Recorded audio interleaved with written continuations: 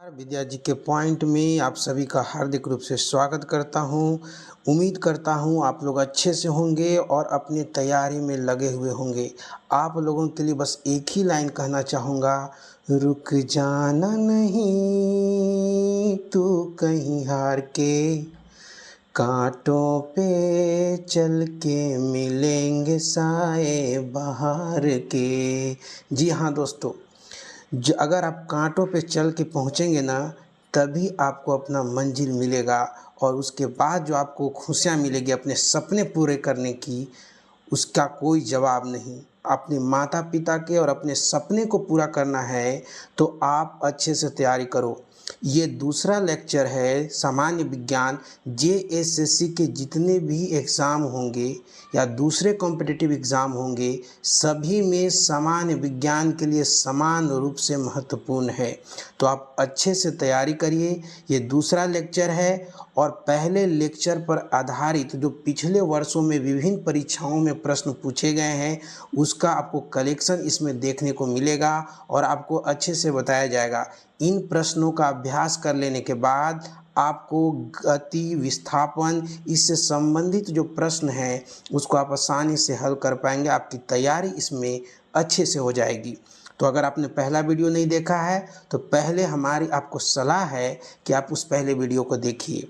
अगर हमारे चैनल पर पहली बार जुड़े हैं तो सबसे पहले सब्सक्राइब करिए, बेल वाले आइकन को प्रेस कर दीजिए ताकि जो भी लेक्चर आपको इस पे अपलोड होगा उसका नोटिफिकेशन सबसे पहले आपको मिल जाएगा।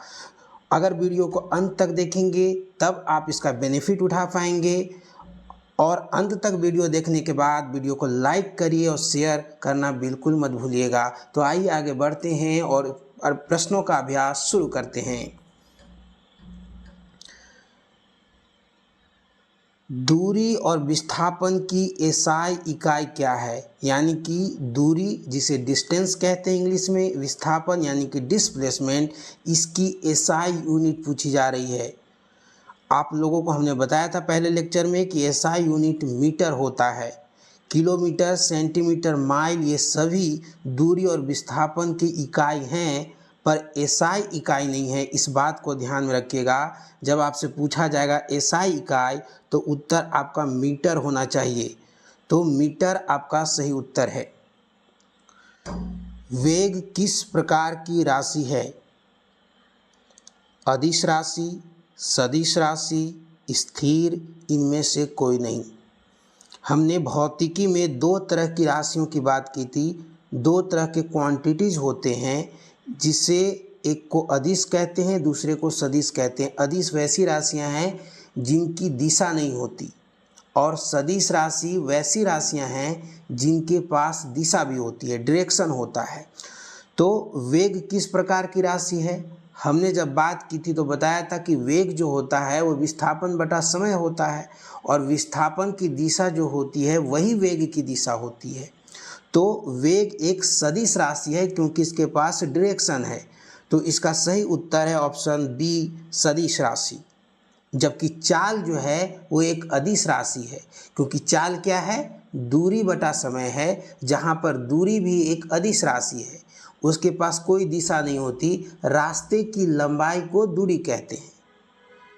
वृत्तीय गति में वस्तु का वेग अपरिवर्तित रहता है, बदलता रहता है, शून्य हो जाता है, दोगुना हो जाता है। क्या होता है वृत्तीय गति में? जब कोई वस्तु वृत्तीय पथ पे गति करती है तो उसकी गति वृत्तीय गति कहते हैं। इंग्लिश में सर्कुलर मोशन होता है। तो जब वस्तु वृत्त पे गति करती है तो आप देखिएगा कि हर एक पॉइंट पर क्या हो रहा है, उसकी दिशा बदल रही है, डायरेक्शन चेंज हो रहा है। यानी कि उसका जो वेग है वो अपनी दिशा बदल रहा है। तो इसीलिए वृत्तीय गति में वेग बदलता रहता है क्योंकि वेग का बदलना, अगर मान लीजिए एक समान वृत्तीय गति है तो वो समान चाल से तो गति कर रही है, यानी वेग का परिमाण तो समान है, हर समय समान है, लेकिन वेग की दिशा तो बदल रही है हर एक पॉइंट पे। तो वेग तो एक सदिश राशि है, अभी हमने चर्चा की। तो जब उसकी दिशा बदल जाएगी तभी तो वेग बदल जाएगा। भले उसका परिमाण नहीं बदल रहा है, उसका मैग्नीट्यूड नहीं बदल रहा है, लेकिन उसकी दिशा बदल रही है, इसलिए वेग बदल रहा है। इसलिए वृत्तीय गति में वस्तु का वेग क्या होता है? बदलता रहता है। ऑप्शन बी इसका सही उत्तर है। एसआई पद्धति में त्वरण का मात्रक क्या है? हमने आपको बताया था कि त्वरण यानी कि एक्सेलरेशन वेग में परिवर्तन, जितना वेलोसिटी में परिवर्तन होगा और जितना समय में हुआ है उस समय से उसको विभाजित कर दीजिए तो आपको त्वरण मिलता है। और त्वरण कब कब होगा? जब वेग की दिशा बदले या केवल परिमाण बदले यानी उसका वैल्यू बदल रहा हो, या दोनों बदले, तो किसी भी तरीके से वेग में परिवर्तन क्या है? त्वरण है। और वेग में परिवर्तन की दर, rate of change of velocity acceleration है, त्वरण है। किस रेट से, किस दर से वेग में परिवर्तन हो रहा है वही त्वरण होता है। तो और त्वरण का मात्रक कैसे निकलेगा? आप जानते हैं कि वेलोसिटी का जो मात्रक है, वेग जिसे कह रहे हैं, वो मीटर पर सेकेंड है, मीटर पर सेकेंड है, ठीक है। और मीटर पर सेकेंड ये क्या हुआ? वेग में परिवर्तन का यूनिट हुआ। और फिर आप समय से विभाजित करेंगे तो क्या होगा? ये मीटर पर सेकेंड स्क्वायर हो जाएगा। तो इसका सही उत्तर है ऑप्शन बी, मीटर पर सेकेंड स्क्वायर। ये कैसे होगा? आप बटा 1 करेंगे तो 1/s होके ये गुना हो जाएगा, मीटर बटा सेकेंड इंटू 1/s, तो मीटर पर सेकेंड स्क्वायर इसका सही उत्तर है।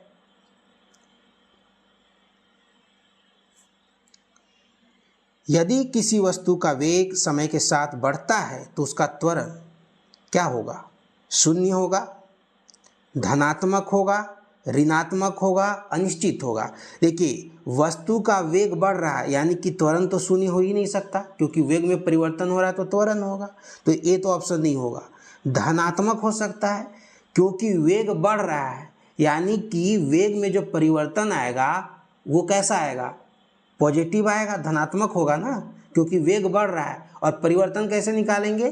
Final velocity minus initial velocity, मतलब किसी समय पे जो वेलोसिटी है उसको पहले वाले वेलोसिटी से माइनस करेंगे तो बाद वाली वेलोसिटी तो बड़ी है, तो जो अंतर आएगा, जो डिफरेंस आएगा वो क्या आएगा? धनात्मक आएगा। तो फिर धनात्मक अगर वेग में परिवर्तन हो रहा है तो त्वरण कैसा होगा? धनात्मक ही होगा ना। तो ऑप्शन बी इसका सही है। ऋणात्मक त्वरण तब होगा जब वेलोसिटी समय के साथ, यानी वेग समय के साथ घट रहा है। तो वेग जब घटेगा तब त्वरण ऋणात्मक होगा। तो ऑप्शन बी इसका सही उत्तर है, धनात्मक। एसआई इकाई वेग और चाल की क्या है? मतलब वेलोसिटी और स्पीड की जो एसआई यूनिट है उसकी बात हो रही है, तो उसकी एसआई यूनिट क्या होती है? मीटर पर सेकेंड। एक सरल लोलक कैसी गति करता है? अब जानते हैं सरल लोलक का मतलब क्या होता है। सरल लोलक यानी कि सिंपल पेंडुलम। अगर आप एक रस्सी लीजिए और उसमें कोई भी वस्तु बांध के कहीं पर उसको लटका दीजिए और फिर उसको कहीं एक तरफ ले जाकर उसको छोड़ दीजिए तो क्या करता है? झूले के जैसा झूलने लगता है। ये प्रयोग आप कर सकते हैं। घड़ी में देखे होंगे सिंपल पेंडुलम वाला जो घड़ी होता है, पेंडुलम वॉच जिसे बोलते हैं। तो जो सरल लोलक की गति है उसमें क्या हो रहा है? एक संतुलन बिंदु होता है। अगर आप उसको बांध के लटका देंगे तो लटका हुआ रहता है, और फिर उसको छोड़ देते हैं किसी एक ओर ले जाके तो वो फिर झूले की तरह झूलना लगता है। तो जब वो स्थिर रहता है तो जिस पॉइंट पे वो स्थिर रहता है वो संतुलन बिंदु है। तो जब आप उसे एक तरफ ले जाके छोड़ देते हैं तो फिर उस बिंदु के आगे पीछे गति करने लगता है लोलक जो है। तो यह जो गति है, इस तरह की गति को दोलन गति कहते हैं, जिसे इंग्लिश में ऑसिलेटरी मोशन कहते हैं। तो जो सरल लोलक की गति है वह दोलन गति है, और जितने भी दोलन गति होते हैं वे एक आवर्ती गति होते हैं। सारे दोलन गति एक आवर्ती गति होंगी। क्यों? क्योंकि आवर्ती गति में क्या होता है? वस्तु जो है अपने पोजीशन को एक निश्चित समय अंतराल के बाद, एक डेफिनिट टाइम इंटरवल के बाद अपने पोजीशन को रिपीट करता है। यानी जिस जगह पर वे था उसी जगह पर वह एक निश्चित समय के बाद बार बार आएगा। तो आप देखिए पेंडुलम में ऐसा हो रहा है, झूला कोई व्यक्ति झूलता है उसमें भी ऐसा होता है। तो यह एक आवर्ती गति भी जितनी भी दोलन गति है वह एक आवर्ती गति होती है, लेकिन सारे आवर्ती गति दोलन गति नहीं होते। जैसे कि पृथ्वी जो है 1 साल में सूरज की परिक्रमा कर लेती है, तो वह तो आवर्ती गति हो जाएगी, क्योंकि हर एक साल पे वह एक परिक्रमा पूरी कर रही है पृथ्वी जो है सूरज के चारों तरफ। लेकिन क्या वह एक निश्चित पोजीशन के आगे पीछे हो रही है? नहीं। तो जो पृथ्वी की गति है सूरज के चारों तरफ, परिक्रमण गति जिसे कहते हैं, वह एक आवर्ती गति है, दोलन गति नहीं है। तो देख रहे हैं, सारे आवर्ती गति दोलन नहीं होते, कुछ आवर्ती गति दोलन होते हैं। जैसे सरल लोलक की जो गति है आवर्ती गति भी है और दोलन गति भी है, क्योंकि सारे दोलन गति आवर्ती होते हैं। तो इसका सही उत्तर होगा दोलन गति। केवल आवर्ती गति नहीं है, दोलन गति है। ठीक है, अगर यहाँ पे दोलन ऑप्शन में ना हो, आवर्ती गति हो, तो आवर्ती गति सही उत्तर हो जाएगा। ठीक है, तो ऑप्शन बी इस प्रश्न का सही उत्तर है, दोलन गति। तो दोलन गति इसका सही उत्तर है। वेग किस प्रकार की राशि है? मुझे लगता है ये प्रश्न दोबारा रिपीट कर गया है, तो वेग सदिश राशि है। यदि कोई वस्तु वृत्ताकार पथ पर समान चाल से चल रही है तो उसका वेग अपरिवर्तित रहता है, बदलता रहता है, शून्य हो जाता है, दोगुना हो जाता है, क्या होता है? जब वृत्ताकार पथ पे कोई वस्तु गति करेगी एक समान चाल से, तो उसको एक समान वृत्तीय गति कहते हैं। और एक समान वृत्तीय गति में वेग की दिशा बदलती रहती है, भले वेग का परिमाण सेम रहता है, उसका मैग्नीट्यूड सेम रहता है, इसलिए वेग क्या होगा? बदलेगा। इसीलिए एक समान वृत्तीय गति त्वरण गति है, त्वरित गति है। यानी कि एक समान जब वृत्तीय गति होती है तो उसमें त्वरण होता है, त्वरण 0 नहीं होता। ठीक है, तो त्वरण 0 नहीं हो सकता। ठीक है, वेग बदलता रहता है, इसका सही उत्तर है ऑप्शन बी, वेग बदलता रहता है। वेग का मात्रक क्या होता है? ये दोबारा पूछ दिया है, मीटर पर सेकेंड। यदि कोई वाहन 30 मीटर पर सेकेंड की चाल से 5 सेकेंड तक चलता है तो कुल चली गई दूरी कितनी होगी? आप फॉर्मूला याद कर लीजिए, चाल इक्वल टू क्या होता है? दूरी बटा समय। तो दूरी इक्वल टू क्या होगा? चाल गुने समय। तो चाल दिया हुआ है, समय भी दिया हुआ है, समय भी सेकेंड में दिया हुआ है और चाल जो है मीटर पर सेकेंड में दिया हुआ है। क्या करेंगे? 30 मीटर पर सेकेंड इसकी चाल है और चाल गुने समय क्या है? दूरी है, और समय कितना है? 5 सेकेंड। तो 30 × 5 150 मीटर दूरी चलेगी। ठीक है, तो सही उत्तर हो जाएगा ऑप्शन बी। जब कोई वस्तु एक सीधी रेखा में समान चाल से चलती है तो उसका वेग बदलता है, त्वरण बदलता है, वेग स्थिर रहता है, त्वरण ऋणात्मक होता है। देखिए, वस्तु सीधी रेखा में चल रही है, वो भी एक समान चाल से सीधी रेखा में चल रही है। ठीक है, यानी कि उसकी दिशा नहीं बदल रही है। ठीक है, और समान चाल से चल रही है, यानी कि वेग का परिमाण भी नहीं बदल रहा है। तो क्या होगा?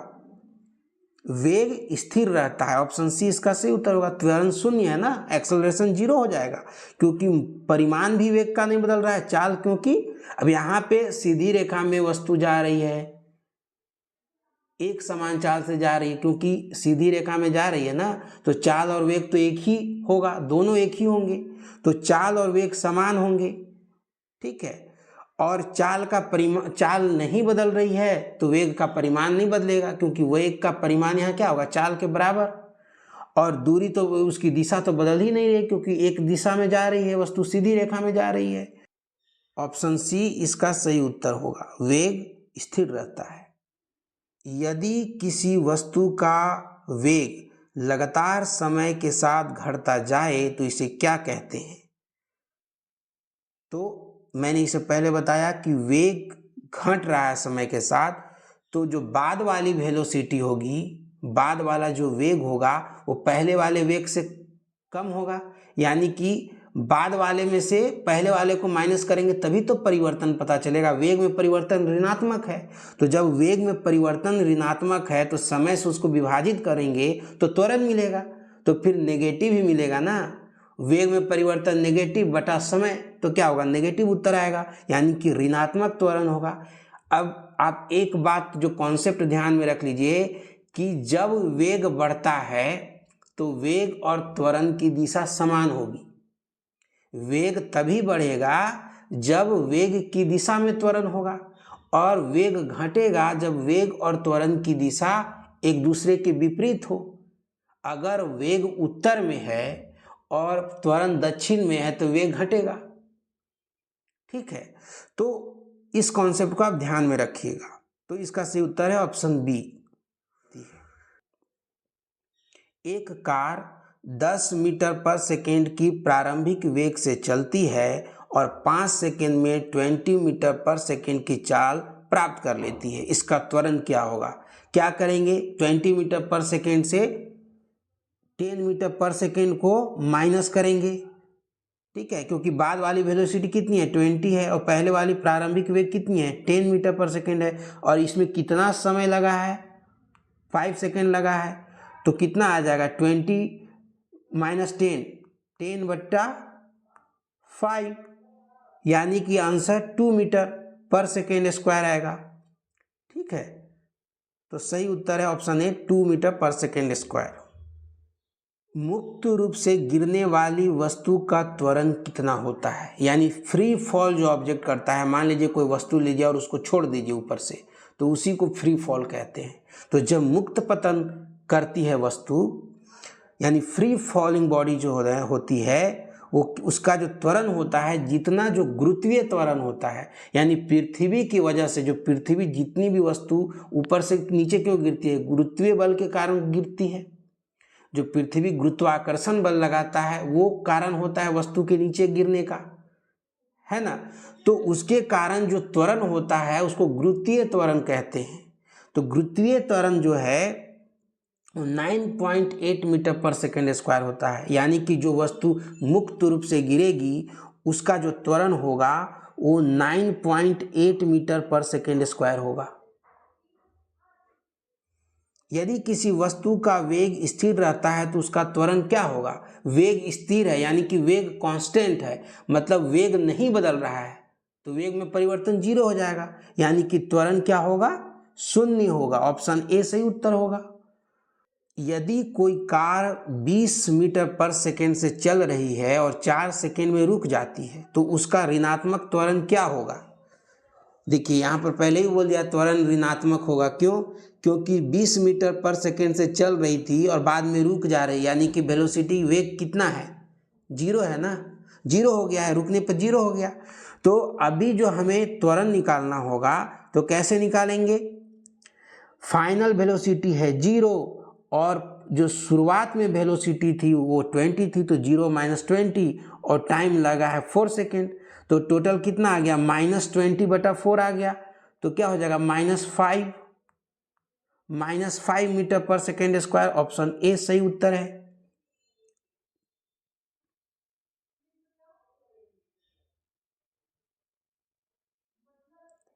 निम्नलिखित में से कौन सा कथन सही है? सभी दोलन गतियां आवर्ती होती हैं।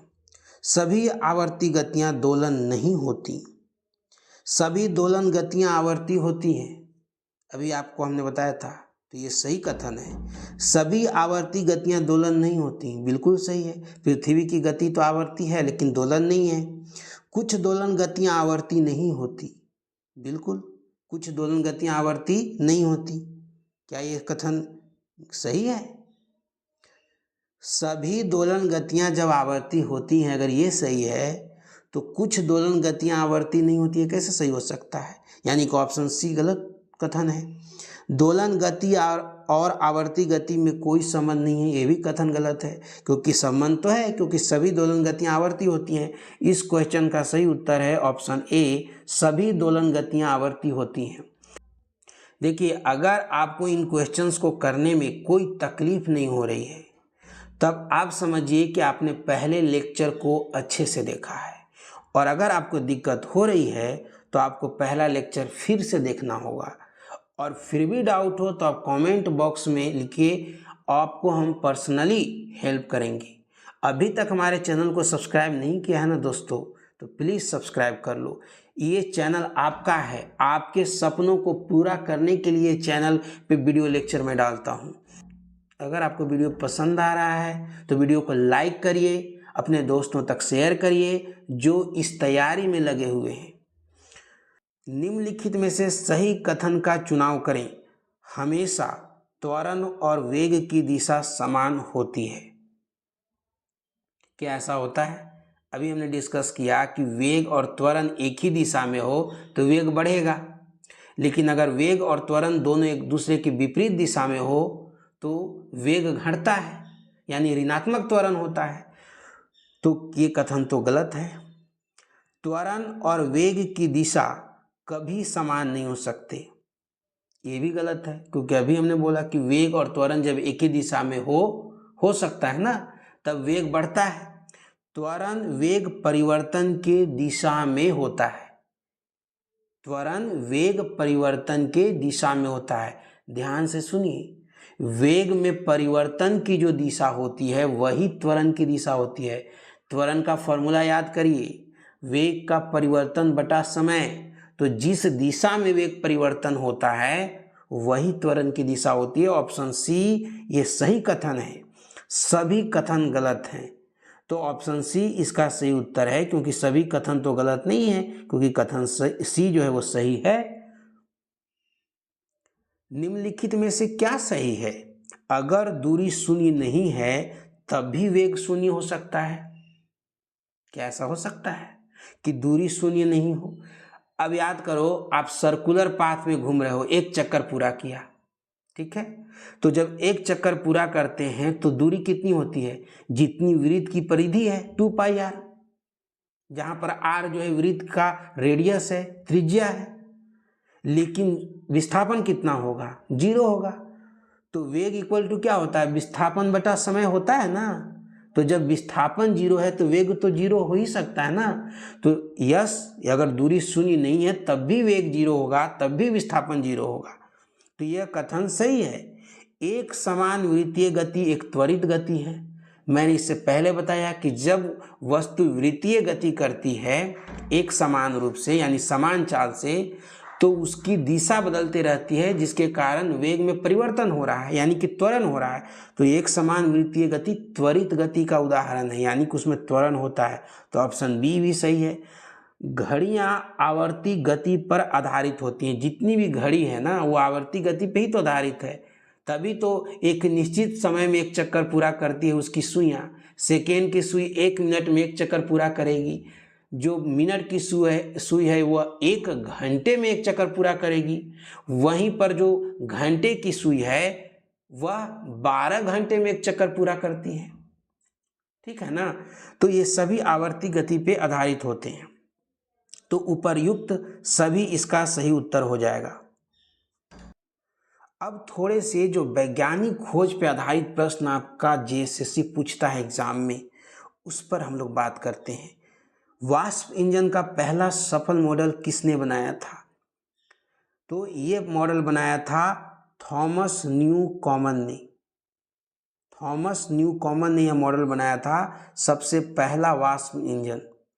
इसको इन्होंने नाम दिया था एटमॉस्फेरिक इंजन, और 1712 ईस्वी में उन्होंने बनाया था इस इंजन को, ठीक है। तो ऑप्शन बी इसका सही उत्तर है।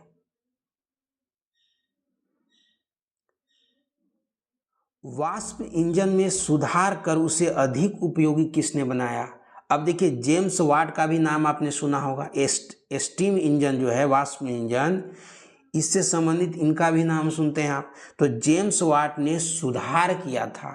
जो इंजन थॉमस न्यू कॉमन ने बनाया 1712 में, 1769 में उसमें जो है सो रोटरी मोशन जोड़ा, रोटेशनल मोशन का इस्तेमाल किया और उसे अधिक उपयोगी बना दिया। क्योंकि अब जो रोटरी मोशन पद्धति उसमें लगाया, इससे उसका उपयोग उद्योगों में होने लगा, परिवहन में होने लगा। जो मोटर वाली गाड़ियां आई उसके बाद आई, ठीक है।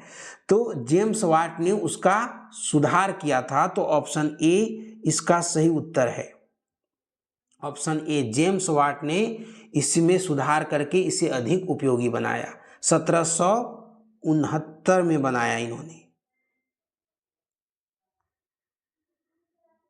जेम्स वाट ने वाष्प इंजन में कौन सा महत्वपूर्ण सुधार किया। देखिए जो सुधार किया उस पर प्रश्न है, तो उन्होंने इसकी कुशलता बढ़ाई और रोटरी मोशन जोड़ा। ठीक है, रोटरी मोशन इसमें उन्होंने जोड़ा, तो ऑप्शन बी इसका सही उत्तर हो जाएगा। वाष्प इंजन के आविष्कार ने किस युग की शुरुआत की। अब देखो, क्योंकि वाष्प इंजन आ गए तो बड़ी बड़ी फैक्ट्रियां लगने लगी, मशीनें लगने लगी, तो औद्योगिक क्रांति उसी के बाद आई है, वाष्प इंजन के बाद। सोच सकते हैं कितना इम्पोर्टेंट ये आविष्कार रहा है मानव के इतिहास में, तो कितना इम्पोर्टेंट है आपके एग्जाम के लिए। ठीक है, तो औद्योगिक क्रांति की शुरुआत हुई वाष्प इंजन के आविष्कार होने पे।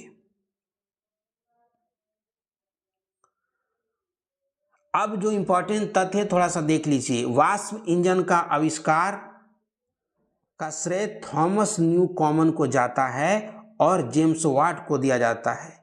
ठीक है, थॉमस न्यू कॉमन 1712 में पहला व्यवहारिक वाष्प इंजन बनाया, जिसे एटमॉस्फेरिक इंजन कहा गया। ये नाम अभी आपने बताया था आपको मैंने। इसका उपयोग किस लिए किया गया था? जो एटमॉस्फेरिक इंजन जो बनाया थॉमस न्यू कॉमन ने, उसका प्रयोग हुआ था खनन उद्योग में से पानी निकालने के लिए। खनन उद्योग से पानी निकालने के लिए इसका इस्तेमाल हुआ था। जेम्स वाट 1769 में इन्होंने इसमें सुधार किया। न्यू कॉमन इंजन को, वही थॉमस न्यू कॉमन ने जो एटमॉस्फेरिक इंजन बनाया 1712 में, उसको अधिक कुशल और ऊर्जा संरक्षित बनाया। रोटरी मोशन सिस्टम जोड़ा। ठीक है, जिससे इसे उद्योग और परिवहन में उपयोग किया जाने लगा। मोटर गाड़ियां उसी के बाद आई। जेम्स वाट के सुधारों ने औद्योगिक क्रांति को गति दी। ठीक है, तो इस तरीके से विभिन्न परीक्षाओं में जो प्रीवियस ईयर क्वेश्चंस पूछे हैं उनका अभ्यास प्रैक्टिस करवाया गया, और इससे पहले इससे रिलेटेड कॉन्सेप्ट आपको पहले वीडियो में बताया गया था। तो अगर आप कॉन्सेप्ट समझते हैं और लगातार प्रश्नों का अभ्यास करते हैं, जो प्रश्नों का अभ्यास 25% कीजिए, 25% समय कॉन्सेप्ट समझने में दीजिए और 25% प्रश्नों के अभ्यास में दीजिए।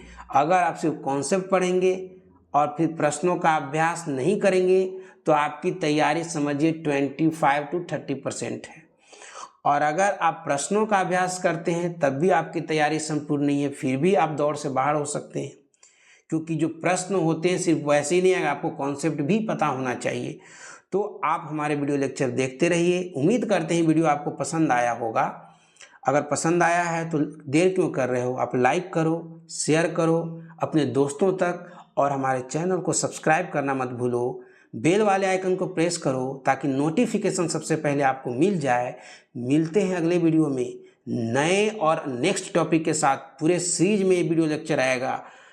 तब तक के लिए धन्यवाद। जय हिंद, जय भारत।